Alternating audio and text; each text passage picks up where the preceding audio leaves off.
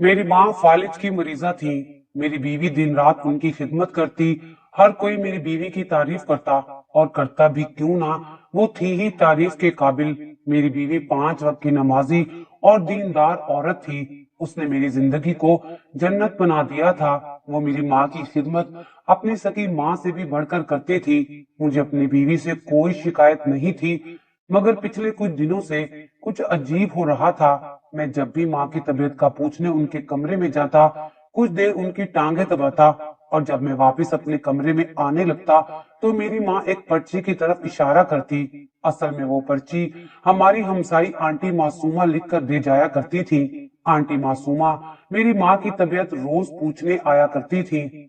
मेरी माँ को मुझसे जब भी कोई चीज मंगवानी होती तो इसी तरह आंटी मासूमा से एक पर्ची पर लिखवा कर मुझे दे दिया करती थी। मगर जब से मेरी बीवी आई थी, ये पर्ची वाला किस्सा ही खत्म हो गया था, क्योंकि मेरी बीवी उनका ख्याल ही इतना रखती थी कि उन्हें किसी भी चीज की कमी ना होने देती थी। आज जब माँ ने पर्ची की तरफ इशारा किया तो मैं पर्ची उठाकर कमरे से बाहर निकल आया, मगर जैसे ही मैंने पर्ची खोली, उस पर जो लिखा था उसने मेरे कदमों तले से जमीन ही निकाल दी थी। उस पर लिखा था कि तुम्हारी बीवी बहुत अच्छी है, मेरी बहुत खिदमत करती है। शायद मेरी सकी बेटी भी इतना ख्याल ना रखती जितनी तुम्हारी बीवी रखती है, मगर मैं चाहती हूँ कि तुम इसे तलाक दे दो। आज पर्ची पढ़कर मेरा जिस्म एक बार तो काम सा गया था। आखिर मैं अपनी बीवी को क्यों और किस वजह से तलाक दे दूं? खैर, मैंने माँ की इस बात पर इतनी तवज्जो ना दी और चुप हो गया। मगर अब तो ये सिलसिला रोज ही चल पड़ा था। आज भी मैं अपनी माँ के कमरे में खड़ा था और मेरा सर बुरी तरह से चकरा रहा था, क्योंकि आज उन्होंने मुझे पर्ची देने की बजाय ये बात इशारों से समझा दी थी। ये कैसे मुमकिन था? मैं कैसे इतनी बड़ी ज्यादती अपनी महबूब बीवी के साथ करने के बारे में सोच भी नहीं सकता था। जिस बात का इशारा मुझे अम्मी ने किया था, मैं बिल्कुल बेयकीन सा हो गया था। फटी फटी आंखों से उनको देखने लगा था। मुझे अपनी माँ की बात पर अफसोस भी होने लगा था। राहीला कितना ख्याल रखती थी उनका, फिर वो कैसे मुझसे ऐसी बात का कह सकती थी? मैं रोज खाना खाने के बाद अपनी वालदा के पास कुछ वक्त गुजारा करता था। वो मुंह से बात भी नहीं कर सकती थी।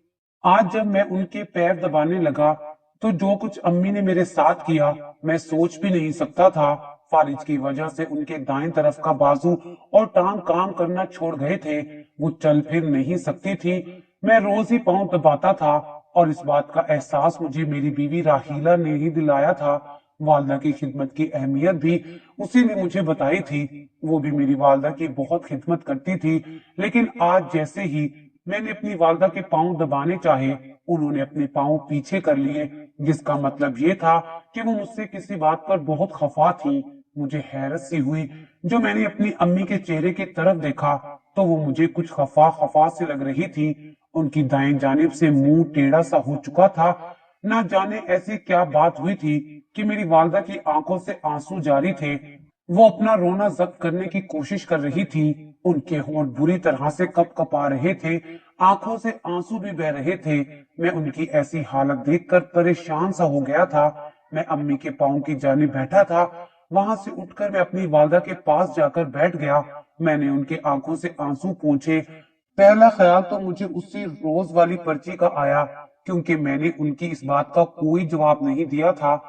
फिर सोचा शायद वो आपा से उदास हो गई हैं। मेरी बहन बैरून मुल्क में अपने शोहर बच्चों के साथ रहती थी।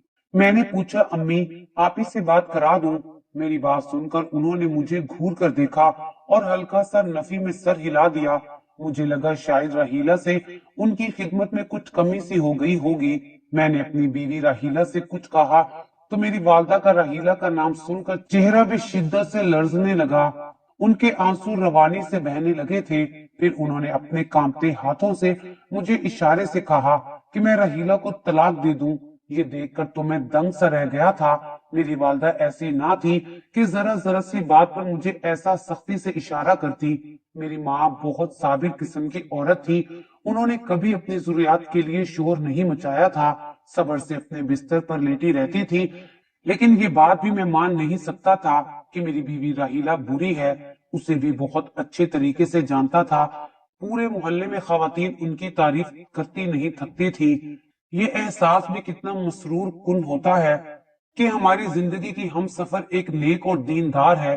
یہ ان دنوں کی بات ہے جب میری شادی راہیلہ سے طے ہوئی تو میں بہت پریشانی میں مبتلا تھا کہ نہ جانے وہ کیسی ہوگی، کیونکہ مجھے میری بڑی بہن نے بتایا تھا کہ راہیلہ صوم و صلات کی پابند ہے، بہت زیادہ نیک ہے۔ یہ سن کر میرا دل کچھ بجھ سا گیا تھا۔ اب یہ بات بھی نہیں تھی کہ مجھے ایک فیشنیبل لڑکی پسند تھی، مجھے ایک عام سی گھریلو لڑکی اپنے ہم سفر کے طور پر چاہیے تھی، جو میری بیمار والدہ کو بھی سنبھالے اور میرے گھر کو بھی لے کر چل سکے۔ اور ایسی دیندار قسم کی لڑکیاں خام خواہ میں اپنے ہم سفر پر اپنی دینداری کا روب ڈالتی نظر آتی ہیں۔ میں نے آپا سے پہلے تو انکار کر دیا۔ وہ کہنے لگی کہ راہیلہ بہت اچھی ہے، جیسے تم سمجھ رہے ہو ویسے ہرگز نہیں ہے۔ راہیلہ جب میری زندگی میں شامل ہوئی تو مجھے آپا کی بات سچ ہی لگنے لگی۔ وہ واقعی بہت مختلف سی تھی، دھیمے اور میٹھے لہجے کی عادی، چہرے پر ہر وقت ایک دل فریب سی مسکان لیے وہ بہت جلد میرے دل میں گھر کر گئی تھی۔ وہ نماز اور نوافل کی عادی تو تھی، لیکن جس خوبی نے مجھے متاثر کیا تھا وہ تھا اس کا ہر وقت باوضو رہنا۔ سر پر ہر وقت سکاف پہنے رکھتی تھی، شرم و حیا کا پیکر تھی میری بیوی۔ سچی کہا ہے کسی نے، نیک بیوی بھی خدا کی نعمتوں میں سے ایک نعمت ہے۔ میری والدہ میری شادی سے پہلے ہی بہت بیمار رہتی تھی، ان کی دائیں جانب فالج کا اٹیک ہوا تھا اور ان کا وہ ہاتھ ہر وقت کپ کپاتا رہتا تھا۔ وہ بستر سے لگ چکی تھی، منہ بھی کچھ ٹیڑھا سا ہو چکا تھا۔ میری بڑی بہن بیرون ملک میں مقیم تھی، بس ہم دو ہی بہن بھائی تھے۔ بہن جب پاکستان آئی تو میری شادی راہیلہ سے کروا کے واپس چلی گئی، کیونکہ میری والدہ تو خود کو سنبھالنے سے بھی قاصر تھی، پھر گھر کے معاملات کیسے سنبھال سکتی تھی۔ میری شادی کے بعد پورے گھر کی ذمہ داری میری بیوی راہیلہ نے خود پر لے لی تھی، میری والدہ کا بھی خیال رکھنے لگی تھی۔ میں اپنی زندگی سے بے حد مطمئن تھا، مگر پھر میری زندگی میں کچھ عجیب و غریب سے واقعات رونما ہونے لگے، جس نے میری سوچ کو ایک الگ ہی طرز پر سوچنے پر مجبور کر دیا تھا۔ میری بیوی پاکی کا بہت خیال رکھتی تھی، سونے سے پہلے بھی باوضو ہو کر بستر کو 3 بار جھاڑتی اور قرآنی آیتوں کا ورد منہ میں کرتے ہوئے سو جاتی۔ جب میری آنکھ رات کو کسی پہر کھلتی تو وہ تہجد پڑھ رہی ہوتی۔ میری تنخواہ بس اتنی ہی تھی کہ میں گھر ہی بامشکل چلا پا رہا تھا۔ یہ راہیلہ کا ہی کام تھا کہ اتنی تنخواہ میں بھی وہ خوشی سے مہینہ گزار دیتی تھی۔ ایک دن میرے باس نے ہمیں یہ اطلاع دی کہ وہ ہمارے اسٹاف میں کسی ایک شخص کی پروموشن کرنے والے ہیں اور تنخواہ میں بھی اضافہ ہو جائے گا۔ ہم سب اسٹاف کے لوگوں کی یہی خواہش تھی کہ وہ شخص ہم ہی ہوں، لیکن ہمارے اسٹاف کا ایک نوجوان کافی محنتی تھا، اس کے سارے پروجیکٹ اس وقت اچھے جا رہے تھے، اس لیے ہمیں یہی امید تھی کہ جس طرح سے باس اس سے خوش ہیں اس کی پروموشن ہوگی۔ رات کو سوتے ہوئے میں نے راہیلہ سے اس بات کا ذکر کر دیا کہ تم دعا کرو میری پروموشن ہو جائے۔ وہ کہنے لگی انشاءاللہ آپ ہی کی پروموشن ہوگی اور کل ہی ہوگی۔ یہ ایک عام سی نوعیت کی بات تھی، مجھے 100% امید تھی کہ پروموشن اسی نوجوان کی ہوگی، کیونکہ سب کو یہی امید تھی۔ لیکن میری حیرت کی انتہا نہ رہی جب باس نے سب کے سامنے میرا نام لیا تھا۔ مجھے تو اپنے کانوں پر یقین نہیں آ رہا تھا، میں اتنا خوش تھا کہ بیان سے باہر۔ لیکن مجھے حیرت کا جھٹکا اس وقت لگا جب میں گھر پہنچا۔ میں نے ابھی راہیلہ کو اطلاع بھی نہیں دی تھی کہ مجھے پروموشن ملی ہے، مگر وہ مجھے کہنے لگی خالی ہاتھ کیوں آئے ہیں، پروموشن کی مٹھائی کہاں ہے؟ میں تو یہ سن کر حیران سا ہو کر دیکھنے لگا اسے، وہ اتنے یقین سے کیسے کہہ سکتی تھی کہ مجھے پروموشن ملا ہے؟ میں نے کہا کہ تمہیں کیسے معلوم ہوا؟ تو کہنے لگی مجھے اپنی دعاؤں پر یقین ہے، وہ کبھی رد نہیں ہوتی، کیونکہ میں ایک خاص بندی ہوں۔ وہ سب بڑے ہی انداز میں کہہ رہی تھی، یہ بات ایک ناقابل یقین سی بات تھی۔ میرا دل اس بات کو ماننے کو قطعی تیار نہ تھا۔ بڑے بڑے بزرگان دین بھی کبھی اپنی دعاؤں پر ایسا دعویٰ نہیں کرتے جیسے راہیلہ کر رہی تھی، لیکن پھر کچھ ایسا ہوا کہ مجھے یہ بات ماننی پڑی۔ میری بہن کی شادی کو 5 سال بیت چکے تھے، لیکن وہ بے اولاد تھی۔ میرے بہنوئی نے بیرون ملک کے بھی کسی ڈاکٹر یا ہاسپٹل کو نہیں چھوڑا تھا، مہنگے سے مہنگا علاج میری بہن کا کروا چکے تھے، مگر میری بہن امید سے نہ ہو سکی تھی۔ میں نے راہیلہ کو آزمانا چاہا۔ رات کو سونے سے پہلے میں نے اسے آپا کے بارے میں بتایا اور کہا کہ وہ آپا کے لیے دعا کرے۔ وہ باوضو تو ہوتی ہی تھی، اس نے کچھ دیر آنکھیں بند کر لی، پھر آنکھیں کھول کر بولی، آپ کی بہن بہت جلد آپ کو یہ خوشخبری بھی سنا دے گی۔ راہیلہ جس دعوے اور یقین سے کہہ رہی تھی، میں نے اس کی بات کو زیادہ اہمیت نہیں دی تھی، کیونکہ ڈاکٹر کا کہنا تھا کہ میری بہن بے اولاد ہی رہے گی۔ حیرت شاید چھوٹا سا لفظ ہے، میں اپنی اس کیفیت کو الفاظ بھی نہیں دے پا رہا تھا جب چند دن بعد ہی آپا کا فون آیا۔ وہ بہت خوش تھی، کہنے لگی کہ تم ماموں بننے والے ہو۔ مجھے اس خبر پر اتنی خوشی نہیں ہوئی تھی جتنی حیرت ہوئی تھی۔ یہ کیسے ممکن ہو سکتا تھا کہ ڈاکٹر بھی نا امید ہو چکے تھے، پھر راہیلہ دعا کرے اور فوراً سے قبول ہو جائے؟ کیا وہ واقعی اتنی ہی نیک تھی؟ میری نظروں میں راہیلہ کے لیے شک سا آنے لگا تھا، لیکن نہ جانے کیوں میرے دل میں اب بھی خلجان سا تھا۔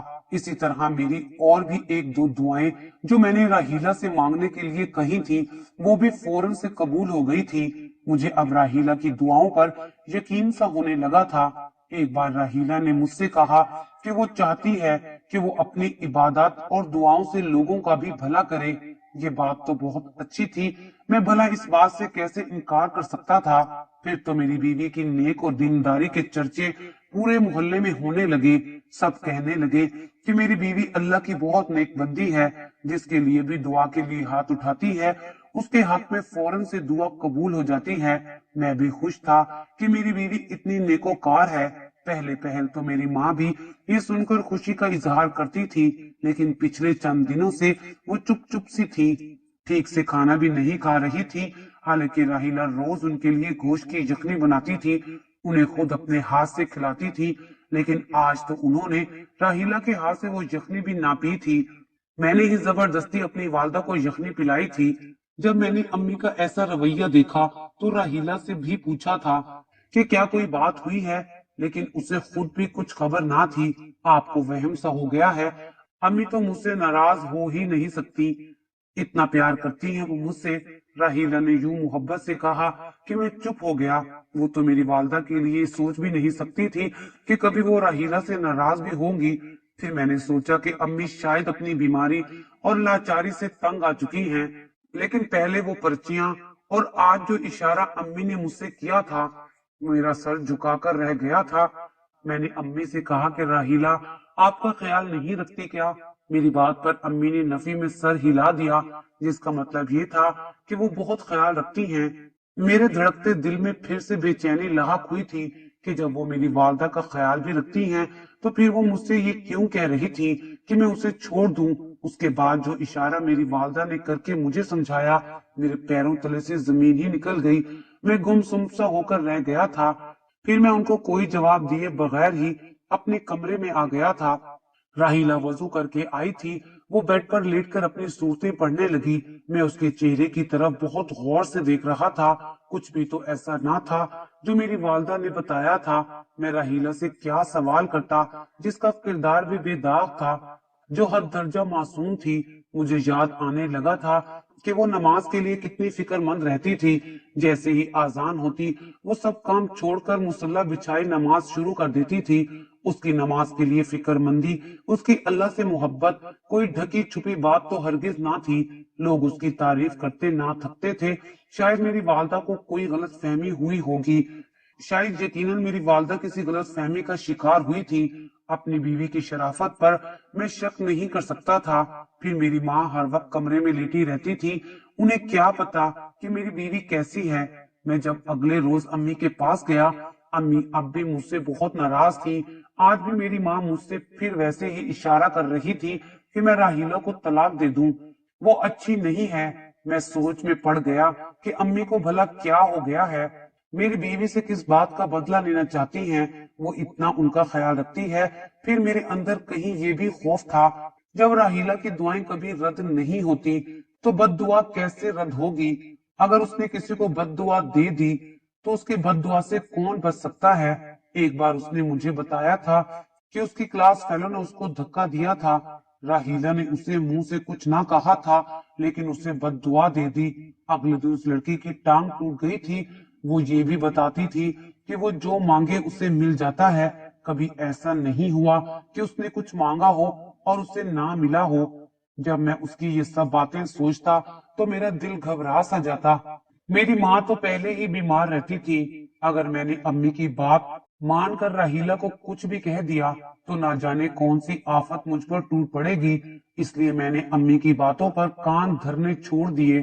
سچ تو یہ بھی تھا کہ مجھے اپنی بیوی سے حد درجہ محبت تھی، پھر وہ نیک تھی، اس کی دعاؤں کے اثر کو میں نے اپنی آنکھوں سے قبول ہوتے دیکھا تھا، اور اس کی بد دعا سے بھی میرا دل خوف کھاتا تھا۔ ایک فطری سی بات ہے، ایسے انسان کی بد دعا سے کون نہیں ڈرے گا۔ میرا رویہ تو راہیلہ کے ساتھ بہت زیادہ اچھا اور پیار محبت والا تھا۔ ہماری شادی کو 1 سال ہونے والا تھا۔ 1 سال میں اس نے مجھے شکایت کا موقع بھی نہیں دیا تھا۔ وہ میری ہر ضرورت کا خیال رکھتی تھی۔ وہ عام بیویوں کی طرح ساس نند کی برائیاں کر کے مجھے میری ماں اور بہن کے خلاف نہیں کرتی تھی، بلکہ کبھی میرے منہ سے کوئی بات نکل بھی جاتی تو کہتے کہ غیبت چگلی ہے، کیوں خود کو گناہ گار کرتے ہو۔ ایسی بہو پا کر تو میری والدہ کو خدا کا شکر ادا کرنا چاہیے تھا، لیکن وہ مجھ سے یہ کہہ رہی تھی کہ میں ایسی نیک بیوی کو چھوڑ دوں جو آج تک مجھ سے لڑی جھگڑی تک نہیں تھی۔ میرے سامنے وہ کئی بار میری والدہ کے پاؤں کی مالش کرتی تھی۔ میری والدہ کا والد کی وجہ سے منہ ٹیڑھا ہو گیا تھا، ان کے منہ سے ہر وقت رال بہتی رہتی تھی۔ راہیلہ یہ دیکھ کر رومال سے ان کا منہ صاف کرتی تھی۔ سوپ پلاتے ہوئے بھی آدھا سوپ امی کے منہ سے باہر آ جاتا تھا، تب بھی راہیلہ بغیر منہ چڑھائے ان کا منہ صاف کر دیتی۔ میری ماں کو اور کیا چاہیے تھا؟ اس بات کو جب سے میں نے نظر انداز کیا تب سے میری والدہ نے مجھ سے بات چیت بند کر دی تھی۔ مجھے دیکھ کر وہ اپنا رخ بدل لیتی تھی، روز ایک ہی اشارہ کرتی کہ راہیلہ کو طلاق دے دو۔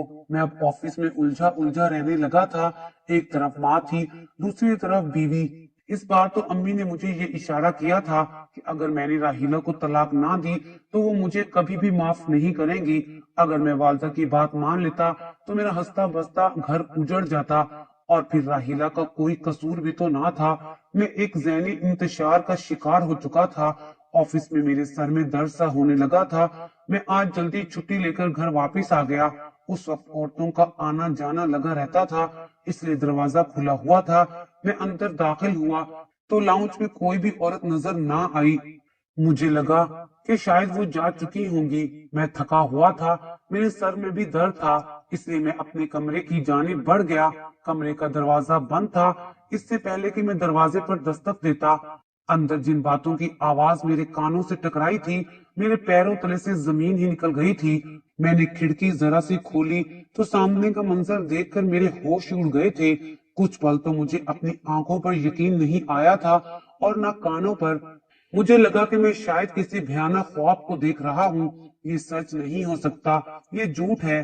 میں آنکھوں سے دیکھ کر بھی انکاری تھا اور کانوں سے سن کر بھی میرا دل نہیں مان رہا تھا۔ میری بیوی راہیلہ ایسی نہیں ہو سکتی، اتنا بڑا جھوٹ، اتنا بڑا دھوکا۔ میری حالت ایسی تھی کہ شاید میں پاگل ہی ہو جاؤں گا۔ میرے اندر تو گویا طوفان سا برپا ہو گیا تھا۔ میں اس کمرے سے واپس پلٹ گیا۔ مجھے لگا میرے جسم سے کسی نے جان ہی نکال لی ہو۔ میں مرے مرے قدم اٹھاتا ہوا اپنی والدہ کے کمرے میں چلا گیا، جو اب بھی رو رہی تھی۔ مجھے آج اپنی امی کی ہر بات سمجھ آ گئی تھی، سارے سوالوں کے جواب مل گئے تھے۔ میری امی سچی تھی۔ کچھ دیر میں بے جان بت سا بنا اپنی والدہ کے سامنے بیٹھا رہا، پھر ان کے چہرے سے آنسو صاف کیے۔ میں سوچنے سمجھنے کی حالت میں نہیں تھا، میرا سر بری طرح سے چکرا سا گیا تھا۔ مجھے راہیلہ کی ہر بات یاد آنے لگی، کیسے وہ ہر وقت باوضو رہتی تھی، آذان کی آواز سن کر نماز کی خاطر سارے کام چھوڑ دیتی تھی، ہر وقت اللہ کی باتیں کرتی تھی کہ میری کوئی دعا رد نہیں ہو سکتی، اور حقیقت میں وہ کیا تھی؟ یہ سوچ کر تو مجھے راہیلہ سے گھن آنے لگی تھی۔ اپنی بیوی کا سوچ سوچ کر میرا جی گھبرانے لگا تھا۔ میں کیسی غلیظ عورت کے ساتھ وقت گزار رہا تھا۔ آج جو میری آنکھوں نے دیکھا تھا، ضبط شاید میرے بس کی بات نہیں تھی۔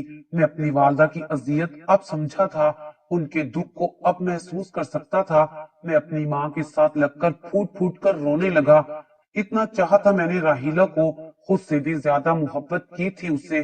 آج تک کبھی اس کی کوئی بات نہیں ٹالی تھی، اور اس نے تو مجھے وہ چوٹ دی تھی کہ میرے پاس اس درد کو بیان کرنے کے بھی لفظ نہیں تھے۔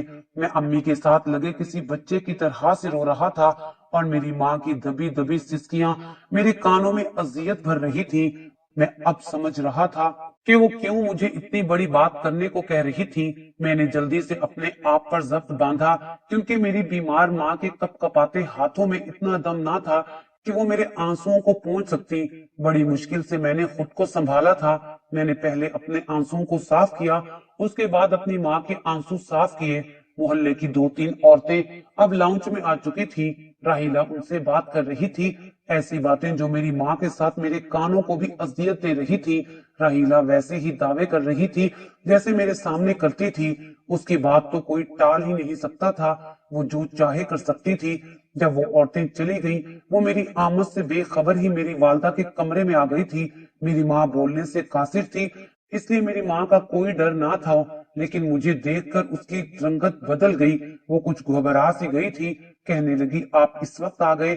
میں نے کوئی جواب نہیں دیا، مجھے تو اسے دیکھ کر گھن سی آ رہی تھی۔ ایک پل میں ہی وہ میرے دل سے اتر گئی تھی۔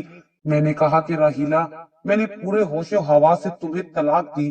یہ سن کر وہ پھٹی پھٹی آنکھوں سے مجھے دیکھنے لگی، جیسے اس نے میرے سوچنے سمجھنے کی صلاحیت کو سلپ کر دیا تھا۔ میں نے بھی اسے ایک صفائی کا موقع نہ دیا اور اسے اکٹھی 3 طلاقیں دے دی۔ جو کام وہ کر رہی تھی ممکن ہی نہیں تھا کہ میں اس کے ساتھ مزید زندگی گزارنے کے بارے میں سوچتا۔ وہ رونے لگی، مجھ سے طلاق کی وجہ پوچھنے لگی۔ میں نے کہا میں اسے وہ سب کرتے دیکھ چکا ہوں جو دینداری کا لبادہ اوڑے وہ کر رہی تھی۔ وہ کالا علم کرتی تھی، قرآن کے لفظوں کو الٹا پڑھتی تھی، قرآن پاک کے لفظوں کی بے حرمتی کرتی تھی۔ میری آنکھوں سے آنسو جاری تھے۔ وہ میرے گھر میں کیا کر رہی تھی، لیکن سب کے سامنے نیک بنی ہوئی تھی اور عورتوں کے مسائل غلط عملیات سے حل کرتی تھی۔ یقیناً اس کے پاس اس کے موکل جن بھی ہوں گے جو اس کے لیے کام کرتے ہوں گے۔ میں بے شک 5 وقت کا نمازی نہیں تھا، لیکن خدا نہ خواستہ میں ایسی عورت کو کیسے موقع دے سکتا تھا جس نے دین کو مذاق بنا لیا تھا، جو دعوے کرتی تھی کہ وہ جو چاہے کر سکتی ہے۔ اس کے اندر حد درجہ گھمنڈ تھا۔ شاید اپنے ان جھوٹے عملیات کو لے کر میں نے اسے اس لیے موقع نہ دیا کہ کیا خبر وہ مجھ پر کیا عمل کر دیتی۔ وہ رو رہی تھی، کہنے لگی مجھے شہرت چاہیے تھی، میں چاہتی تھی لوگ میرے سامنے جھکیں، مجھے معتبر سمجھیں، اس لیے میں نے یہ عمل سیکھا تھا اور لوگوں کی جائز اور ناجائز خواہشات کو پورا کرنے لگی۔ پھر مجھے گناہ کی لذت آنے لگی تھی۔ لوگ پتہ نہیں مجھے کیا سمجھنے لگے تھے، مجھے یہ سب کرنا اچھا لگنے لگا، لیکن مجھے یہ نہیں معلوم تھا میں اپنا گھر برباد کر بیٹھوں گی۔ وہ روتے دھوتے جا چکی تھی اور مجھے اسے چھوڑنے کا کوئی دکھ نہ تھا۔ میں نے ماں کے لیے ایک ملازمہ رکھ لی تھی جو دن رات میری ماں کی خدمت کرتی تھی۔ اب ماں بھی خوش تھی۔ پھر سال بعد میں نے دوسری شادی کر لی تھی اور اب میں ایک خوشحال زندگی گزار رہا ہوں۔